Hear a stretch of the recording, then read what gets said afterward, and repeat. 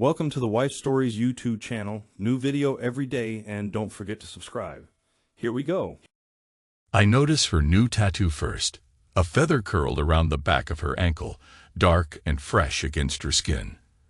The bathroom lights cut sharp angles across the tiles, and I'm standing there with the faucet still running, water pooling in my palms, half awake, my heart throbbing in my chest. She's leaning against the wall, foam pressed tight to her ear, whispering. Her voice is pitched low, a soft hiss of excitement. I can't catch every word, but I hear her say his name. Trevor. Trevor. And then a sigh that stabs like a blade between my ribs. I shut off the faucet. Breathe once. Twice. My hands drip onto the floor. She doesn't hear me because the overhead vent hums, and the street noise seeps through the open window behind her. Cars pass, engines growl, a truck horn blares, but inside me, everything has gone silent, like a vacuum swallowing sound, leaving only the rush of blood behind my eyes. I feel the shape of the world shift. I stand there, not sure if I should break the moment or stay immobile. She ends the call abruptly when she senses movement, or maybe when her guilt flares. She flips the phone face down on the sink. We lock eyes in the mirror. For a second, we're both strangers. My wife has that look, part shock, part defiance, as if I'm the intruder in my own house. Her gaze skims down to my reflection, from my damp hair to the knot of tension in my jaw. Neither of us says anything. There's no apology on her lips, no explanation. Just a cold stare that slides over me and away. I see her new tattoo again. Fresh ink, hidden secrets. My chest tightens, but I manage to speak. Softly. Late call, huh? She just shrugs, picks up her robe from the hook, and pushes past me. No kiss, no forced smile, only the hush of her bare feet padding down the hallway. The door to the bedroom closes behind her. I'm left in the bathroom, the scent of her shampoo still lingering in the air, and that tiny swirl of water in the sink draining away like a promise. I realize I'm still holding my breath. I exhale, forcibly slow. My mind is sparking, images jumping in random arcs. Trevor's name, her voice, that new ink. It starts there. An unraveling, a quiet panic, short, disjointed thoughts. My throat feels tight, but I force myself to swallow. I look at my reflection. I look older than I remember. Gray creeping into the edges of my hair, lines scored around my eyes. I see confusion and anger flicker across my face, and something darker, something that feels like shame.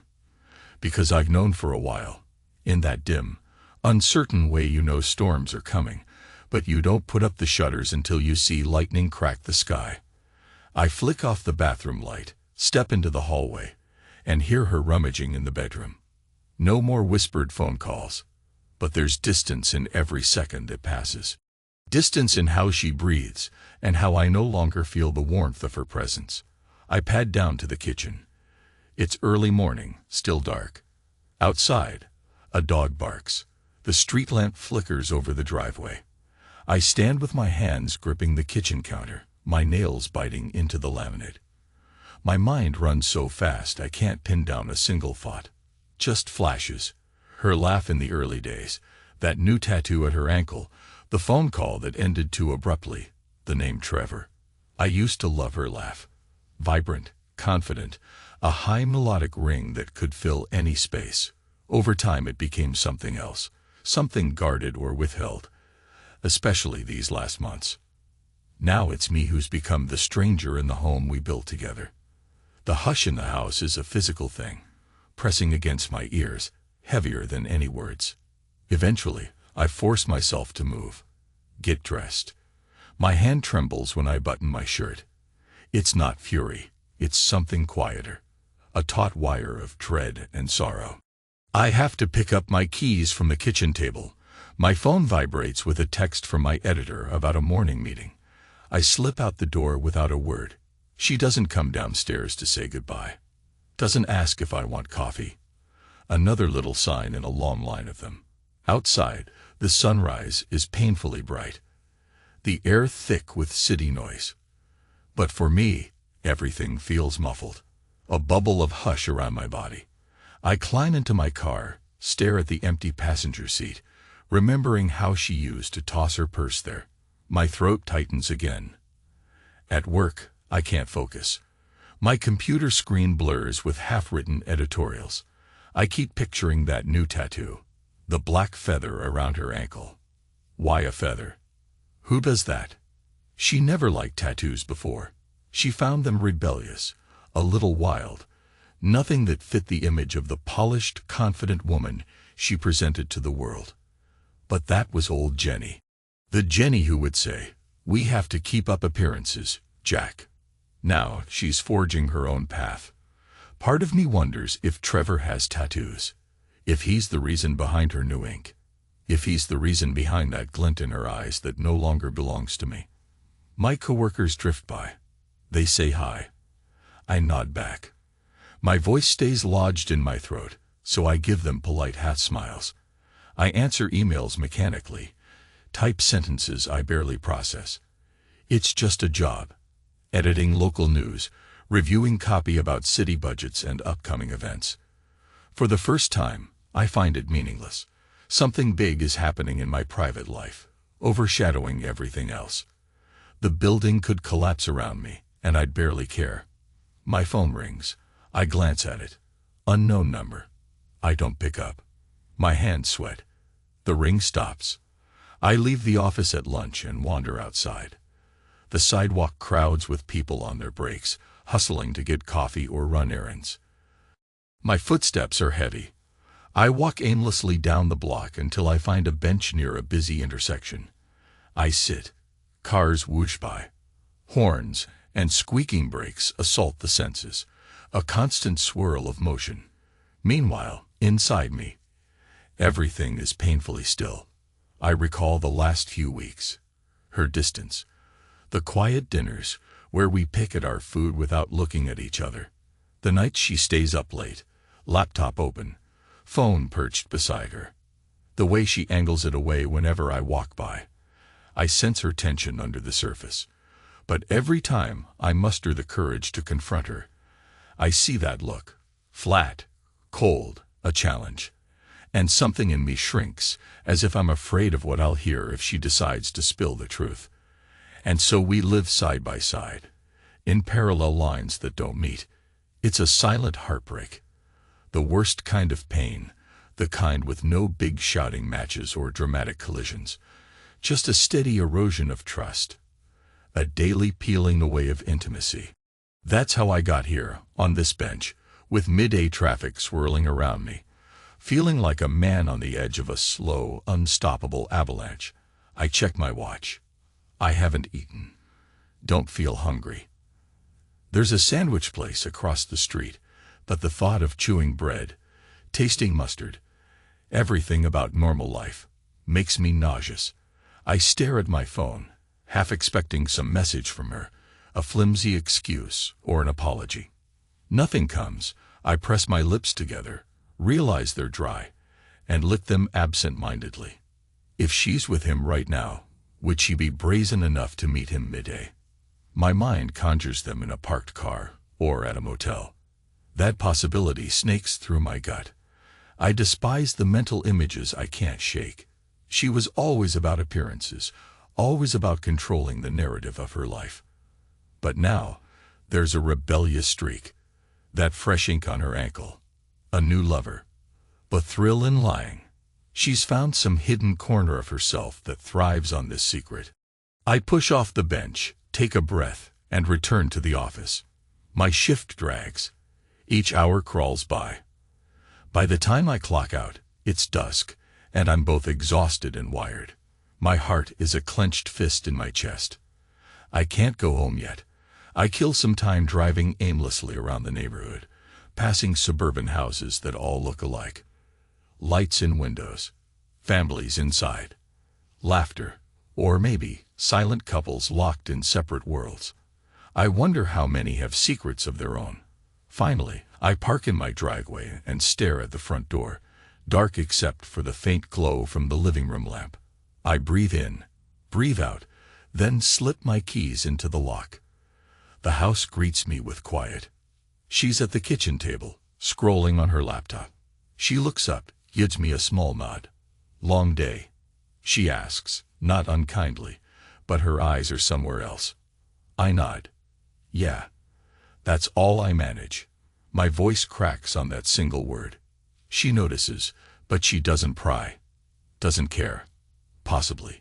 She stands, gathers her laptop, and heads upstairs. There's dinner on the stove, but it's cold. She didn't keep it warm for me. I flick on the burner to reheat it, then realize I'm not hungry again. I turn off the flame, toss the food. The clang of the trash can echoes in the silent room. That night, I can't sleep. We lie side by side, backs turned to each other.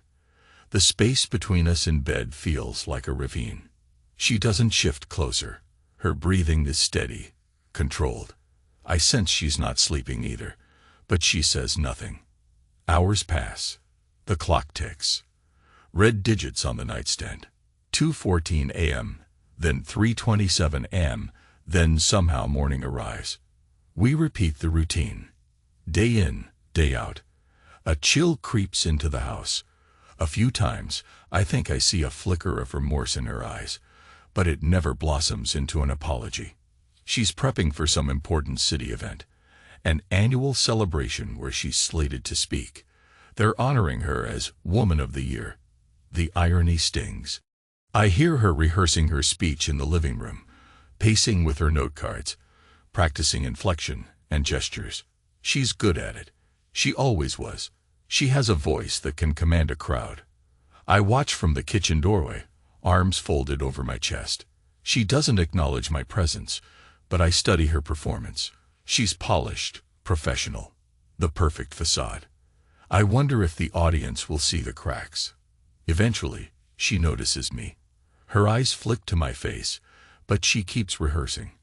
I nod faintly. She clears her throat, finishes the last line, then sets down her note cards. "Any suggestions?" she asks. Her tone is clipped, as if I'm just her consultant, not her husband. I speak softly, as always. "Try pausing an extra beat before your final statement. Add emphasis." She nods, scribbles a note. I see her lips tighten. "Thanks." Then she goes back to rehearsal, ignoring my presence. That's how we communicate now. Functionally, politely, like coworkers. The rest is a void. A silent, choking void. I remember the phone call in the bathroom. I remember Trevor's name. I try to push it aside, but it festers in me like a wound.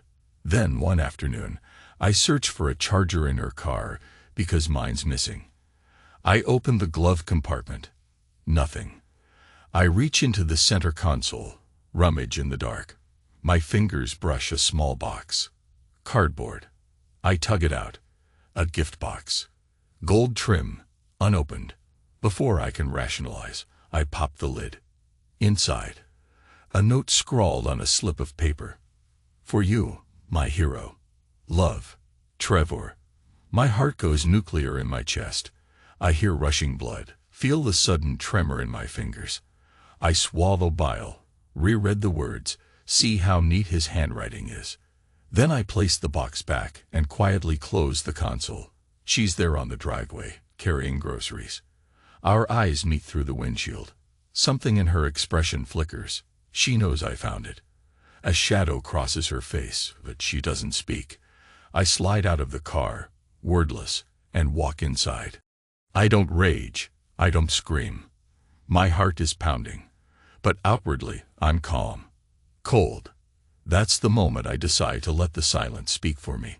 3 weeks pass like that. 3 weeks of me saying nothing about what I discovered. 3 weeks of watching her rehearse for her big speech. 3 weeks of going through the motions of normalcy while my insides twist. Each day, I feel further away from her. Like we're on opposite sides of a canyon, yelling across the void. Except neither of us bothers to yell. She keeps using that same car, the same console, Maybe she doesn't realize I put the box back exactly the way I found it. Or maybe she just doesn't care. Or maybe she wants me to confront her properly, so she can break free once and for all. But I won't give her that easy route. Something in me wants to punish her with my silence. Let her wonder what I'm thinking, just as I wonder what she's doing late at night, texting or calling her hero. Trevor, the firefighter. Tall, broad shoulders, uniform. The man who wrote a note in a gift box for my wife.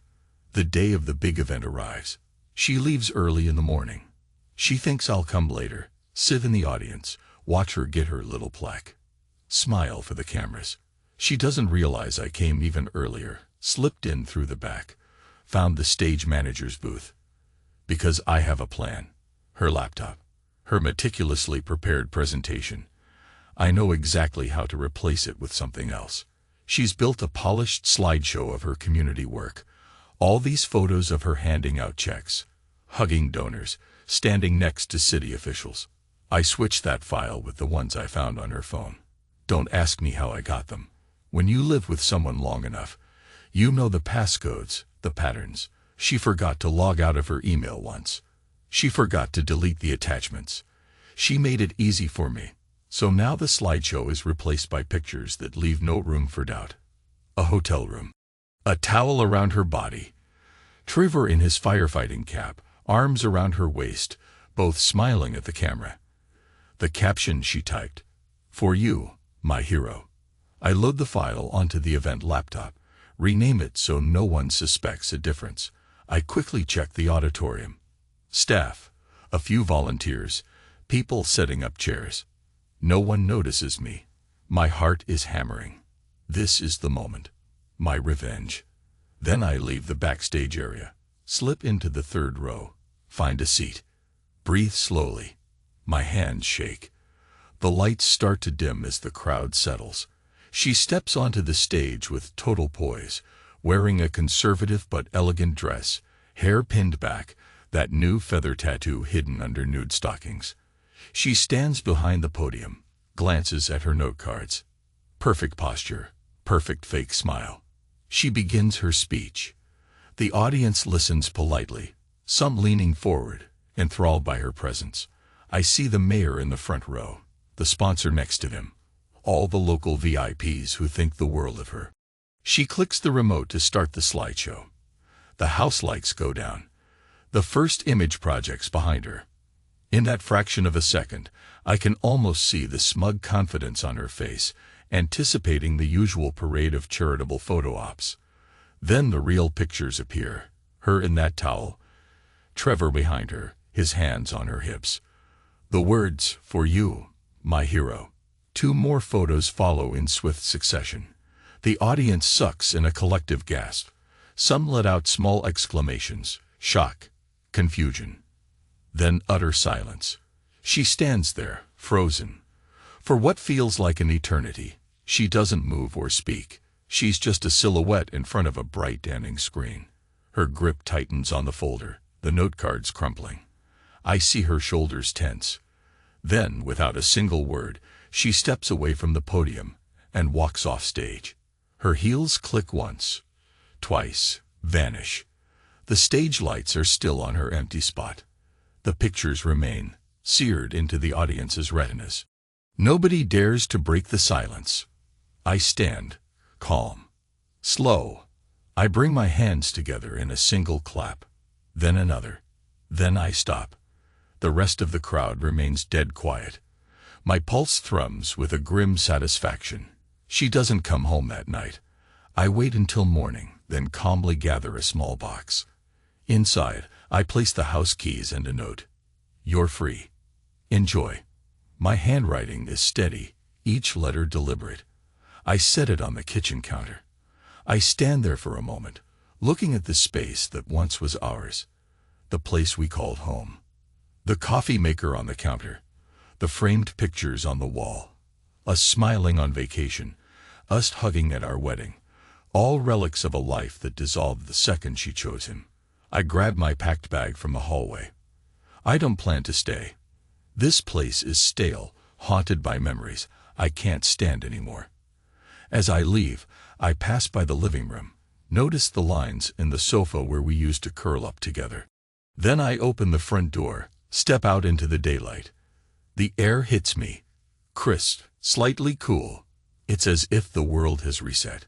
Something final has been done. And I walk away without a backward glance. 3 days pass. She calls my phone. Once, maybe twice. I don't answer. The messages are short, apologetic in a forced way. She wants to talk. I delete them. I check into a small motel at the edge of town. Cheap, anonymous. The walls are thin, the carpet's worn, but there's no trace of our shared life here.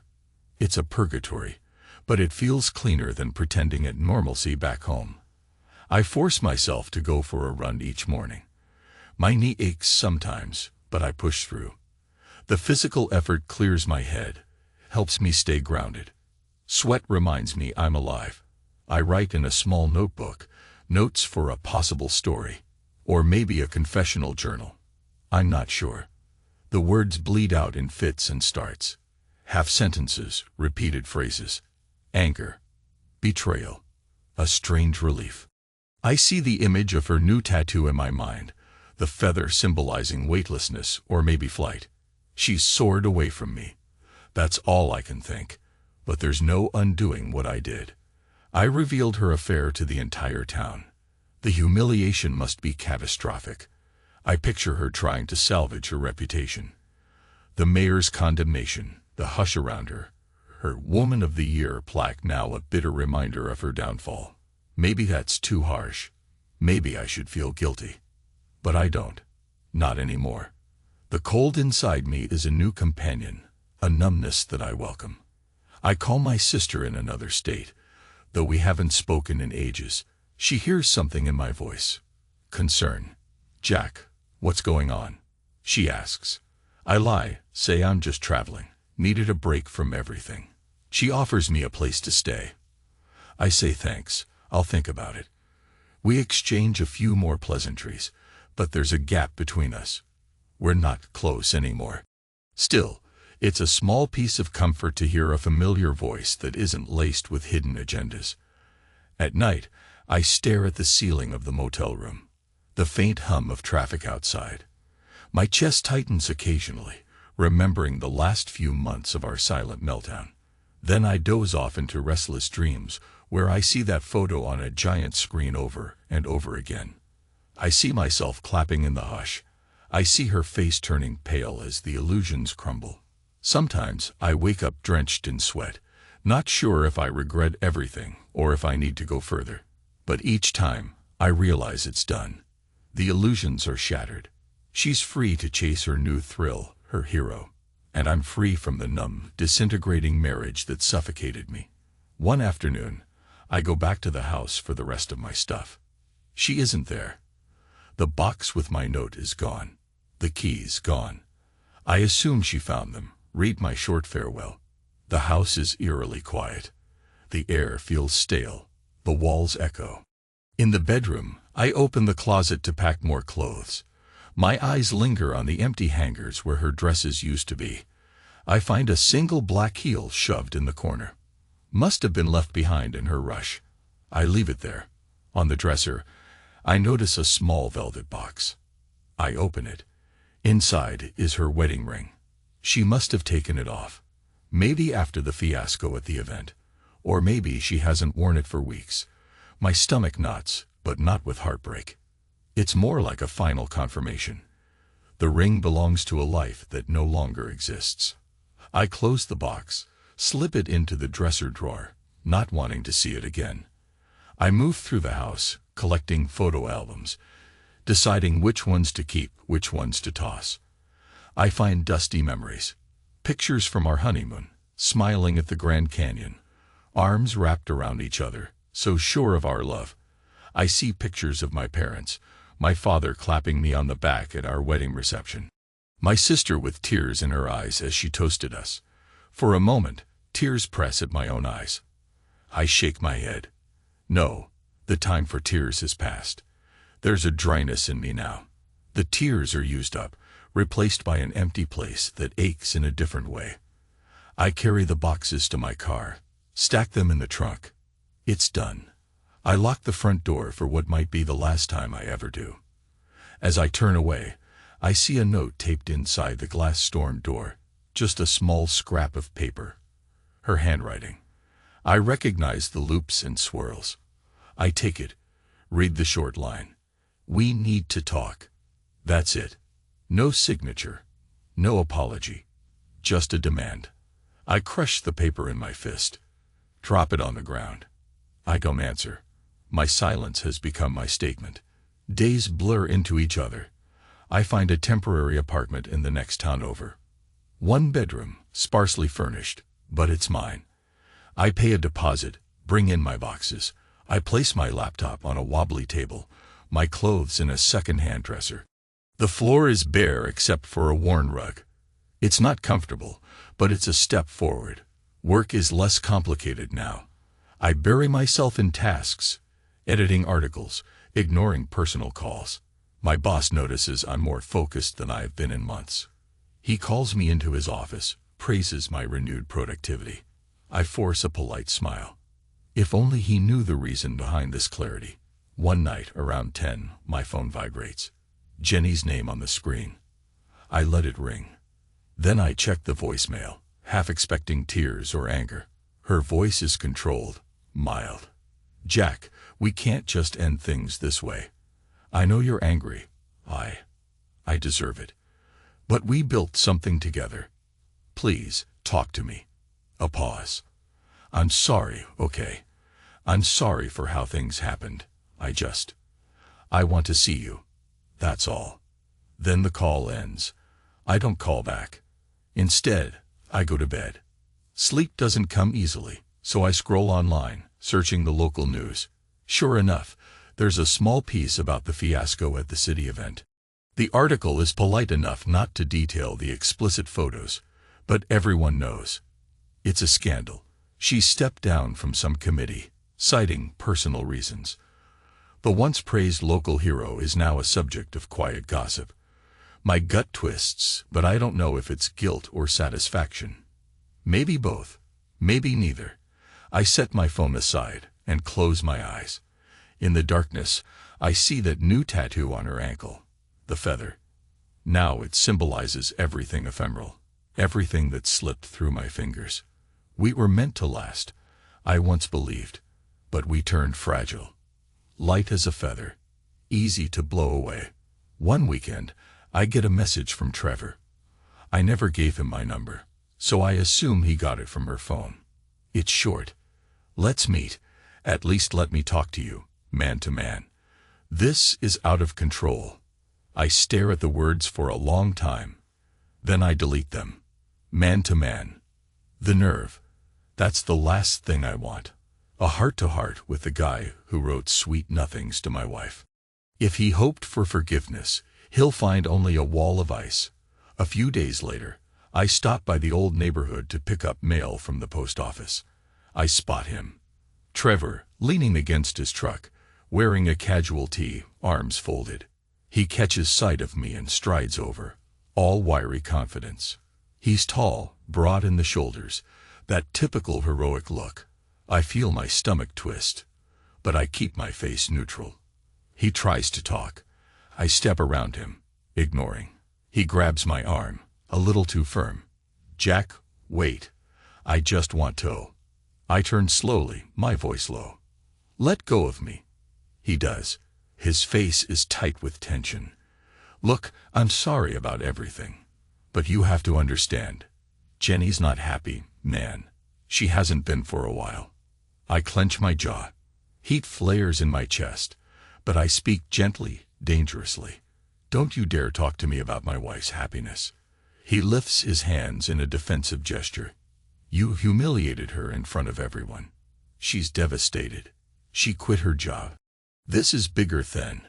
Bigger than what? I interrupt, my voice still quiet. Bigger than you sneaking around with a married woman, or bigger than you leaving your little gifts in her car. Bigger than the picture you both took at some cheap hotel. He flushes. I see the guilt flicker in his eyes. He opens his mouth to say something, then clamps it shut. He has no defense. This confrontation is pointless. I step back. He tries once more, voice subdued. I know what we did was wrong. But maybe the best thing is to move on. You're both hurting. So is she. I think of her. I imagine her tears. But I also remember her coldness, her phone calls, the gift box labeled "For you, my hero." The fury inside me simmers. I nod once, curt, and walk away. He doesn't follow. I settle into a routine of numb acceptance.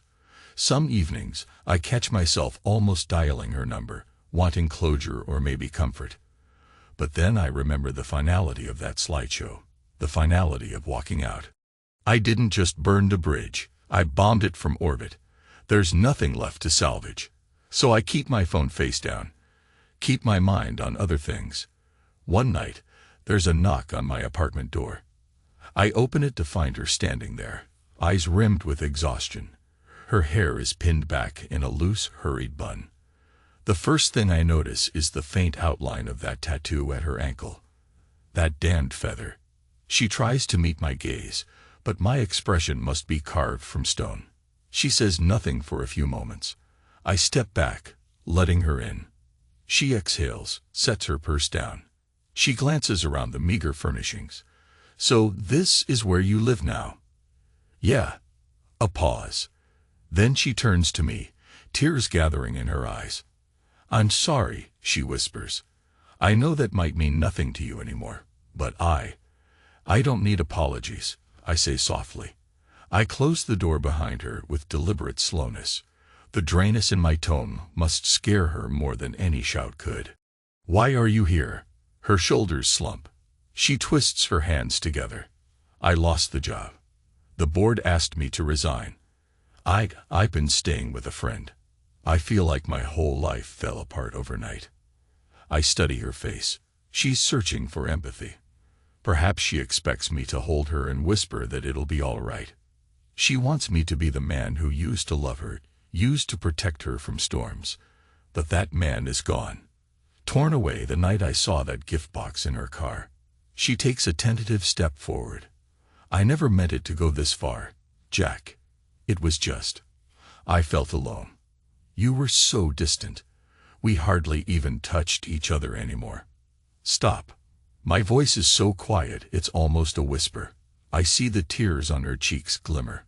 She's trembling. I'm not here for your excuses. She swallows, her eyes darting around as if searching for a safe place to put her sorrow. I know I hurt you. But what you did, was it not justified? I tilt my head, still calm. How else was I supposed to get your attention? She flinches, tears slipping free. But the mention of her humiliation sets off a spark of anger in her. That was cruel. You ruined my reputation in front of everyone. My career is. My eyes narrow. And you ruined our marriage, our life. Do you think I care about your career now? She's silent, tears streaking her face. I see raw pain. But I also sense something else. She still doesn't regret the affair, only that it was exposed. She stands in front of me, her arms crossed protectively over her chest, as if bracing for a blow. I don't know what to say anymore, she murmurs. I watch her for a long moment. The hum of traffic outside barely penetrates the hush between us. Finally, I speak, voice low. Maybe there's nothing left to say. We're done. She nods, watery eyes cast down. For a moment, she reaches out, maybe wanting to touch my arm, to see if there's some shred of warmth in me. But I take a small step back. That coldness in my chest remains. Her hand falls to her side. Can I at least gather some of my things? She asks. They're still at the house. I won't stop you. Silence. The fan in the corner of the room whirs. She glances at the scuffed floor, then lifts her gaze to mine, tears brimming again. Jack, I never wanted to hurt you like this. She breaks off, her voice catching. I wait, offering no comfort. She wipes her cheeks, steels herself. All right, she says finally, picking up her purse, the strap sliding on her shoulder. She looks back at me, her eyes swirling with regret, or maybe guilt. Goodbye, then. She hesitates, as if hoping for some last-second reprieve. I give her none. Just stand there, arms by my sides. Mute, she nods as if acknowledging the end, and walks out. The door clicks shut. The hush in the apartment thickens. It should feel liberating. Instead, it feels heavy. But the heavy feeling is better than false illusions. Time flows forward. A friend from the paper suggests we grab a beer, watch a game. I accept, trying to rejoin the living. At the bar, older men nurse whiskeys, younger guys slam shots. I order a beer, sip slowly. My friend chatters about random office gossip, occasionally glancing at me with concern. "How are you, man?" he asks, eventually. "Really? You okay?" I swirl the beer in my glass, watch the foam cling to the sides. I answer him calmly, "I'm fine." And on some level, it's not a lie. I'm not okay, but I've accepted my new reality. The heartbreak has hardened into a dull ache, like a piece of metal forging in fire. The shape changes, the cracks remain, but it's stronger in its own twisted way. We watch the game on the TV above the bar. The commentator's voice booms. People cheer and groan. I stare at the screen, not really following. My mind drifts to the memory of me standing in that auditorium, clapping alone, while my wife fled the stage in shame. That moment replays in my head like a scene from a movie, as if it happened to someone else. The emotional noise around me intensifies. But I feel distant. My friend slaps my shoulder. The game ends. I down the rest of my beer, set the glass down. He says, "Let's do this again sometime." I nod. "Sure." But as I leave the bar, I realize I have no desire to be in crowded rooms or with people offering small talk. I want the quiet more than anything. So I go back to my apartment, lock the door behind me, collapse onto the bed. The city lights blink through the curtains, painting vague shapes on the ceiling. I close my eyes and let my mind roll back over the last months. Everything changed so fast, yet I can't pinpoint the exact moment. Was it the day I sensed she was done trying to maintain a real bond with me? Or the day she got that new tattoo, physically marking the shift in her identity? Or the phone call in the bathroom that froze me in place? Does it matter anymore? The final blow's been struck. The stage fiasco. The note on the console. The image on the big screen.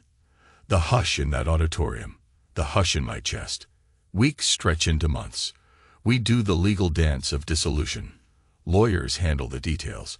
I sign papers methodically, not caring about the house or splitting assets beyond what's fair. My father's health is precarious. My mother calls to update me. They don't know the whole story, only that the marriage is over. I let them believe it was mutual. No need to rub salt in the wound. The small city press no longer talks about the scandal. It's old news. People move on to new gossip, new controversies. Occasionally, in the grocery store, I catch a glimpse of her in the aisle, or maybe I imagine it. My heart doesn't spike anymore. I feel a sad calm. I turn the corner, continue my shopping, no intention of confronting her. She doesn't appear. Maybe it was just a woman with similar hair or posture. But for a moment, I recall the times we did groceries together, bickering over brands of pasta, laughing in the produce section. How simple it was, back then. Sometimes I wonder if Trevor is still around, if they've built a life out of the rubble. A twisted part of me hopes they're miserable together. Another part just doesn't care. The coldness is my shield. If I keep my emotions locked away, nothing can break me further. I focus on work, breathe the routine, wait for nights to come so I can sit alone in my small apartment. Eventually, I take a step forward. A writing project. A half-finished novel I started years ago. I dust it off, open the file on my laptop. Something about heartbreak and betrayal. I start typing. The words come slowly at first, then with a certain unstoppable force. Perhaps this is my therapy. The story unfolds, drawing from the deep well of my own pain. Pages fill with raw emotion. It feels good to shape it, to control it, to give it a direction. Days pass in a calmer swirl. That moment in the motel, that hush in the auditorium, that image of her in the towel with Trevor. It all feels distant now. Like scars on my psyche, but scars that have started to heal. I keep reminding myself, cold is still an emotion, but it's also a form of survival. I choose that over the alternatives. One evening, I get an unexpected knock on my door. This time, it's my sister. She's flown in from out of state, apparently worried about me. I let her in, offer her tea. She looks around at my sparse apartment. "Jack," she says softly, "Mom's worried." "You don't call much." I shrug. "I'm okay. My life's different now. Trying to figure it out."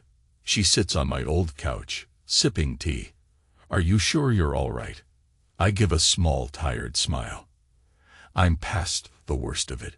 She studies my face, sees the lines, the emptiness. "I'm here if you need anything." "Thanks," I say. And for once, I mean it. A flicker of warmth stirs in my chest. Maybe I'm not entirely numb. We talk about small things for a bit. She tries not to bring up the divorce or the scandal. I notice she carefully avoids saying Jenny's name. Eventually, she leaves, giving me a tight hug at the door. I watch her go, and a small piece of me feels less alone in the world.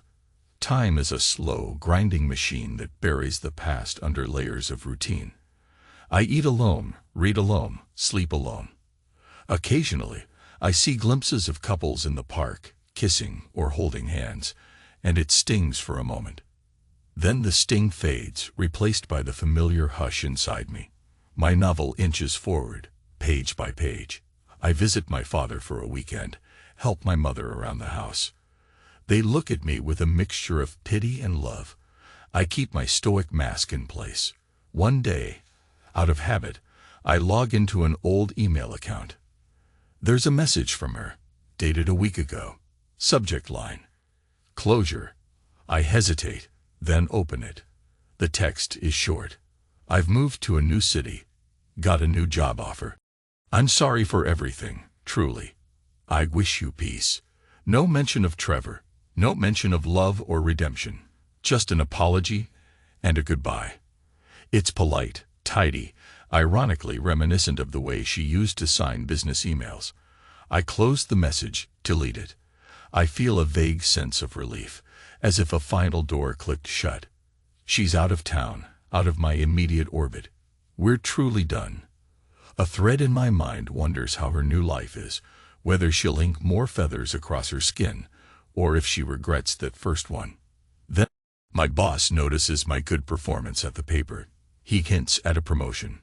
I shrug. "We'll see." I tell him, maybe I'll move on. Maybe I'll chase the writing dream full-time. I don't know yet. But I have options, new possibilities opening like windows in a musty room. Some nights, I dream of her. I see that black feather curling around her ankle, see her turning away from me in a swirl of sheets. In the dream, I reach out, but my hand touches empty air. Then I wake up, chest tight, face sweaty. I remind myself that I'm free from the endless charade. No more straining to guess her secrets. No more humiliations or phone calls. In the end, I gave her exactly what she wanted. Freedom. There's still an echo of pain in my heart, but it's muted, a distant thunder that rumbles once in a while.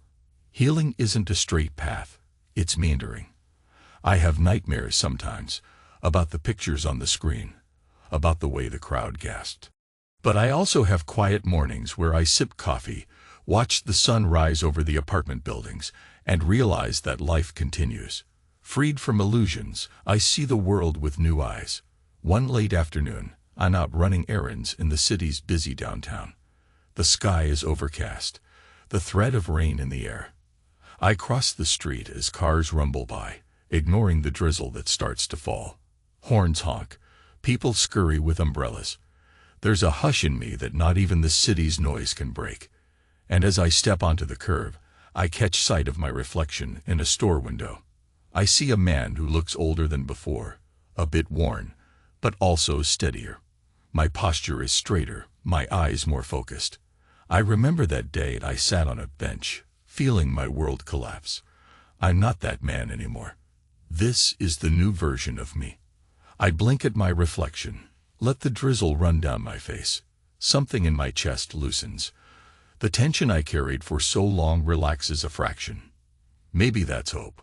Maybe it's just acceptance. Doesn't matter. I walk on. I return to my apartment, set down my groceries.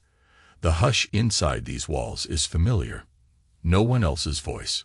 No one calling my name. I switch on a lamp. See the manuscript pages stacked on my desk. My own words stare back at me. A story of betrayal, heartbreak, revenge. A story that ends with a man, alone, but not destroyed. My life, basically. A wave of odd gratitude washes over me. I survived. The quiet is no longer terrifying. It's simply where I am. And maybe it's enough. I go to the bathroom, turn on the faucet, watch the water cascade into the sink, just like that morning months ago. Only now the air isn't electric with tension. I cup water in my hands, splash my face, feel the cool droplets on my skin. Then I lift my head and stare into the mirror. My reflection meets my gaze, unflinching. The lines around my eyes are a little deeper. The hair by my temples is grayer, but there's a resoluteness in my expression. I flick off the faucet, let the last drops fall. No more illusions, no more nightmares. Just me. For a long moment, I stand there. No panic. No short, frantic breaths. Instead, a calm quiet. It's not the hush of shock, but the hush of acceptance. I draw in one steady breath, exhale softly, and reach for a towel. The story is over, and I'm still here. My path continues, step by step, into whatever comes next. I don't have to whisper or hide anymore. I'm free in a way I've never been. And maybe, just maybe, that's how it was always meant to be.